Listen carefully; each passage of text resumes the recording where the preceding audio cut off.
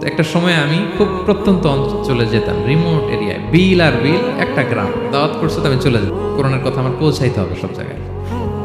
তো মাহফিল শেষে রাত 2টার দিকে আমরা ফিরতেছি, বিল আর বিল। হঠাৎ একটা মোড়, ওই মোড়ের ওইখানে দেখে একটা গাছপালা আছে। এটার মানে হচ্ছে আশেপাশে ডাকাত আছে, ওখানে ডাকাতি এরকম হয় আর কি, বিল এরিয়াতে গাছ ফেলে রাখে। তো গাছ থাকলে তো আর কোনো সিএনজি প্রাইভেট কিছুই যাবে না। তাই বুঝতে পারলাম যে এটা তো ডাকাতের কাজ। আমি সূরা ইয়াসিন তেলাওয়াত শুরু করে দিলাম। বিপদে বলে সূরা ইয়াসিনের প্রথম 9 আয়াত, কয় আয়াত? এই 9 আয়াত পড়তে আরম্ভ করলাম। ড্রাইভারকে বললাম একটু করে পেছাও। তো টর্চ মারতেছে বিল থেকে, ওরা তো ওখানে উৎপেতে আছে। আমি পড়তেছি, কিছুক্ষণ পরে ডাকাত নিজে এসে গাছ সরাই দিয়ে বলতেছে যান।